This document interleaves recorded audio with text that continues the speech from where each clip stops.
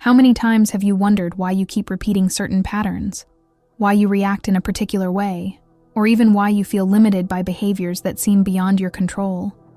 Perhaps without realizing it, you're dealing with your own shadow, a concept introduced by Carl Jung to describe those parts of ourselves that we hide or repress.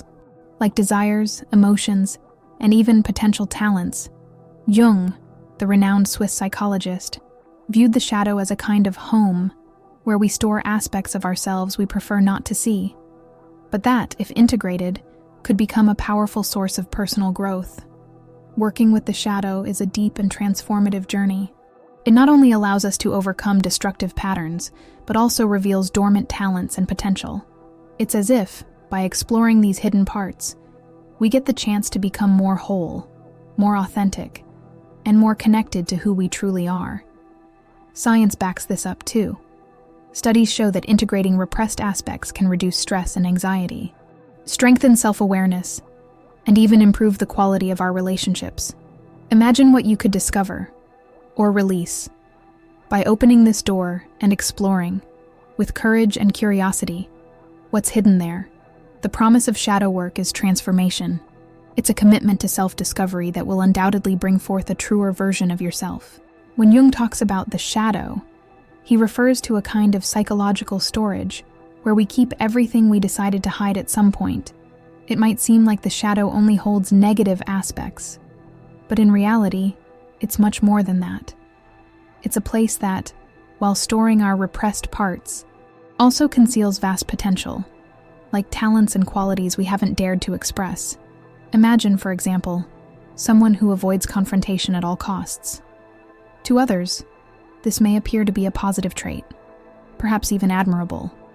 But inside, this avoidance might be suppressing an untapped leadership ability, a potential to act firmly and steer challenging situations. The shadow, then, isn't just about what we judge as wrong or ugly within ourselves. It's also what we leave dormant, waiting for a chance to be revealed.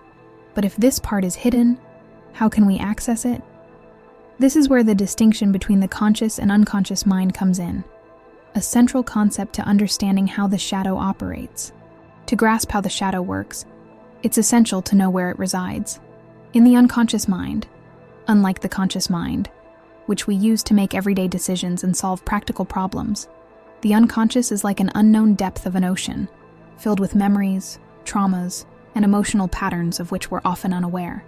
Our shadow lives there, in that mysterious territory, and it's precisely this out-of-sight position that makes it so difficult to access. It appears unexpectedly in automatic reactions, especially in stressful or conflict-ridden situations. Have you noticed how sometimes you react intensely to something small, like a criticism at work or a delay in an important meeting? These outbursts might be clues of the shadow trying to express itself. Recognizing that there's a part of us acting behind the scenes is the first step toward integrating it. When we don't acknowledge our shadow, we tend to project it onto others, attributing to them characteristics that actually belong to us. When something inside us remains repressed, it doesn't disappear. Rather, it tends to manifest in other ways. Often in others, this phenomenon is known as projection. Projection works like an inverted mirror. We see in others what we unconsciously reject in ourselves. Think about a situation where you feel a strong dislike for someone you find arrogant. Sometimes, what we're rejecting in that person is, in fact, a quality we've repressed in ourselves, like self-confidence or the ability to assert ourselves. It's as if our shadow wants to remind us of something that exists within us, but that, for some reason, we'd prefer to ignore. Recognizing these projections requires honesty and self-awareness.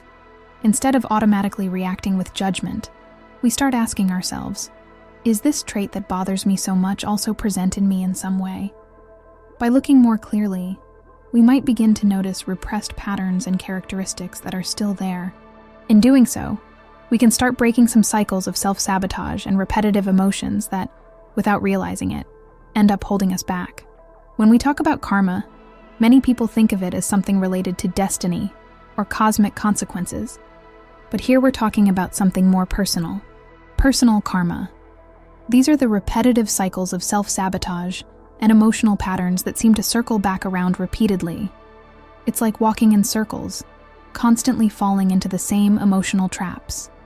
This could mean always choosing complicated relationships, or having the urge to procrastinate at crucial moments. These cycles often reflect parts of our shadow that we haven't yet brought into consciousness. The good news is that by recognizing these patterns, we have the chance to break them. It's like being in a maze, where each recognition of a pattern is a key to open a new exit. When we manage to identify these cycles, we can turn them into opportunities for growth and self-transformation. And by doing so, we also begin to connect with others more authentically because we better understand where our impulses and reactions come from. Besides personal cycles, there's also a kind of karma that appears in our relationships. Here, the shadow plays an even subtler and deeper role. Have you ever noticed how sometimes we repeat the same type of dysfunctional relationship? It's as if, unintentionally, we keep attracting people or situations that activate our deepest traumas or fears. This happens because the dynamics of the shadow tend to reflect onto others, drawing in situations that mirror emotional wounds we haven't yet integrated. These repetitive relationships act like mirrors. They show us what still needs attention within ourselves. It could be the pattern of being attracted to emotionally distant people, which reflects an unresolved neediness, or a difficulty in setting boundaries, stemming from a fear of rejection. When we view these cycles as opportunities for healing, we start seeing relationships differently, not as something to avoid, but as a chance to transform these patterns from the inside out. Our shadow also carries imprints that go beyond our individual history. It's influenced by generations that came before us. This is ancestral karma, which manifests as traumas, beliefs, and values inherited from our ancestors. Think of a family where fear of failure is a constant theme. This fear can be passed down from generation to generation, creating a cycle of anxiety and self-sabotage in each new member. These are inheritances we carry almost unknowingly, yet they shape our behaviors and even limit our potential. By recognizing these family legacies, we have the chance to rewrite our story. It's like taking an invisible inheritance and transforming it, breaking the cycle for future generations. When we bring these traumas to light, we give ourselves the freedom to choose who we truly want to be, free from the unconscious influences that were passed down to us. And as we free ourselves, we also make room for the shadow to express itself in a more genuine way, less constrained by ancestral fears. Beyond family influences, we live immersed in a culture that shapes who we are and often suppresses parts of our essence. This is cultural karma, encompassing the social norms and expectations that pressure us to follow certain paths, often suppressing who we truly are. From an early age, we learn what is acceptable or desirable, and in trying to fit in, we end up repressing parts of ourselves. For example, the pressure for financial success might lead us to suppress our creative desires or avoid activities that seem less profitable. These social pressures act like invisible walls, shaping the shadow with what we let go of to adapt to what's expected of us. However, recognizing this cultural karma helps us see how much of our shadow was shaped to meet expectations that may not align with our true essence. This realization allows us to reclaim repressed parts, questioning patterns, and building an authenticity that goes beyond what society expects. And so, we continue to explore even deeper inner forces, influenced by symbols and archetypes that transcend time and culture. Our unconscious is a vast universe where forces and archetypal images reside, which Carl Jung called archetypes, these universal symbols.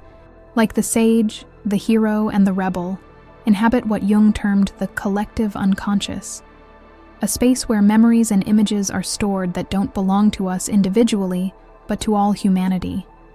These archetypes are a kind of hidden map within us, emerging in dreams and fantasies and offering clues about our own shadow. It's as if, within each of these symbols, there's an invitation to better understand our repressed qualities and deep fears. For instance, the hero archetype might appear in moments of challenge, suggesting a hidden strength within us that we have yet to explore.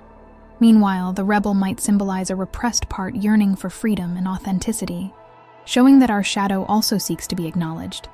Understanding these archetypes means learning to interpret these images as signs from the unconscious, revealing a depth that helps us move toward shadow integration. And as we explore these symbols with a compassionate outlook, we can develop self-compassion to address the parts of ourselves that still cause discomfort. As we explore the shadow, we inevitably encounter parts of ourselves that may cause discomfort or even shame. This is where self-compassion becomes essential. Instead of judging these traits, self-compassion invites us to approach them with understanding and acceptance, as we would with a dear friend going through a tough time. Treating the shadow with compassion is like lighting up a dark room with a soft glow, allowing us to see the details without harshness. When we judge our shadow, it only becomes more hidden and repressed, but when we welcome it, we can integrate it more easily. This process of self-compassion helps us recognize that everyone has imperfect characteristics, and that this doesn't make us any less worthy or valuable.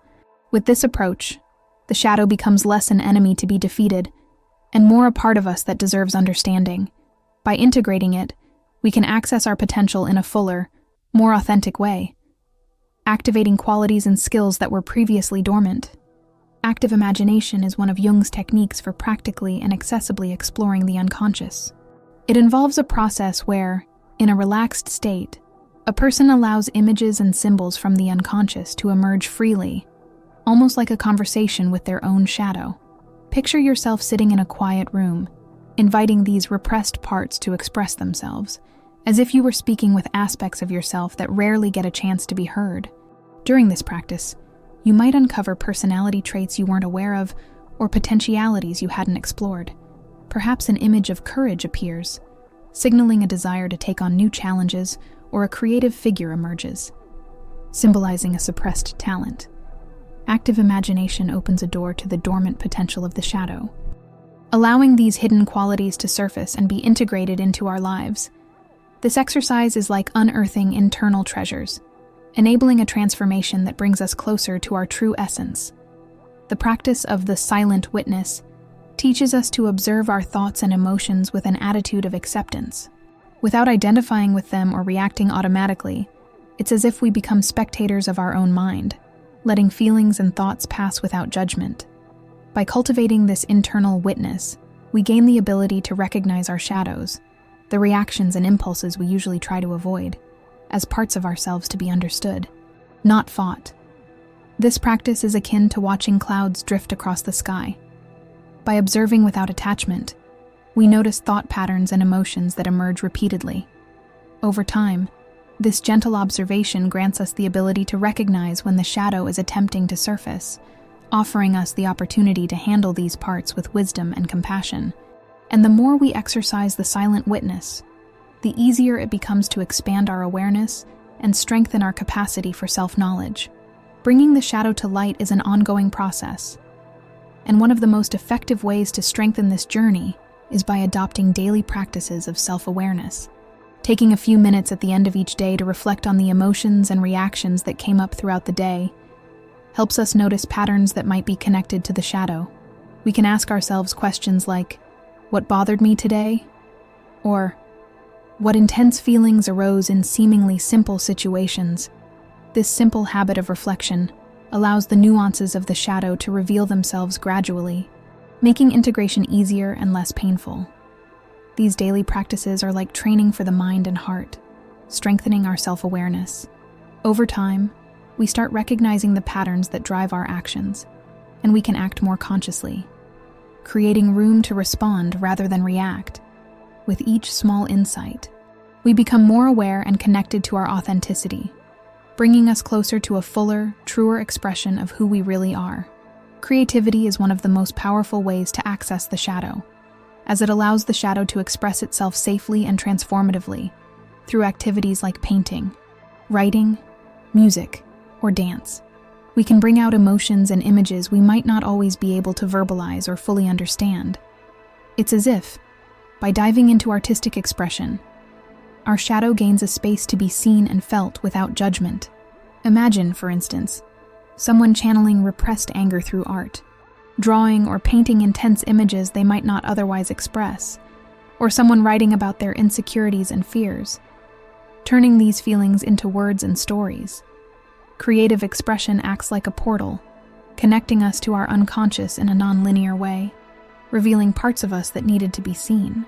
When we use creativity to connect with the shadow, we transform intense emotions into something beautiful and meaningful, allowing for the release and understanding of aspects that were once hidden. Working with the shadow can be compared to an inner alchemy, a psychological transformation that unfolds in stages, like clearing out an old attic filled with forgotten objects. The first stage of this clearing is nigredo, or the black phase, where we face the initial confusion. This is the moment we realize the mess and feel the discomfort of facing all that we've avoided seeing. This is the point where we confront emotions and traits that bring us fear or shame. But by stepping into this dark room, we take the first step to transforming what we find. In the second phase, known as albedo, the process of organizing and recognizing what we carry begins. This is the time to analyze and purify what we've found, deciding what truly belongs to who we are and what we no longer need to carry. At this stage, parts of our shadow begin to take on a new, lighter and more conscious form. Finally, we reach rubedo, the phase of complete integration.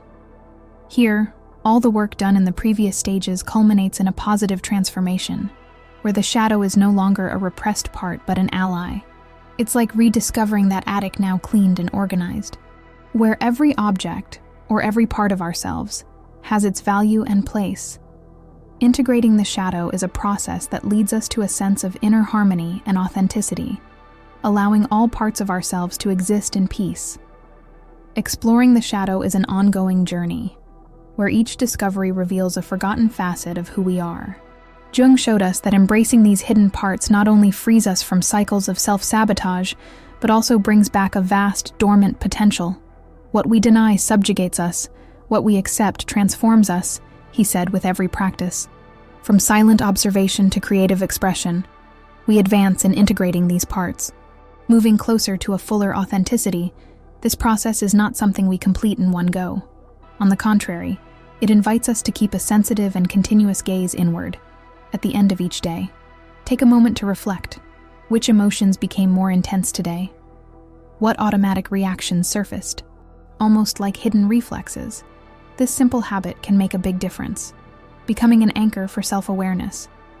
Try one of the techniques we discussed, whether active imagination, the silent witness, or a creative practice, and observe what emerges. As Rumi said, "The wound is the place where the light enters you." It's in facing what we avoid that we make space to grow. And if something here resonated with you, feel free to share it in the comments. Share your experiences, reflections, and insights. This exchange enriches our understanding and strengthens our quest for a more authentic life. If you enjoyed this content and want to keep exploring topics like this, subscribe to the channel. That way, you'll always be close by as we reflect on these matters together. The deeper we dive into the shadow, the more whole we become. Who knows? By giving voice to these hidden parts, you might uncover the deeper truth that's been waiting to be revealed.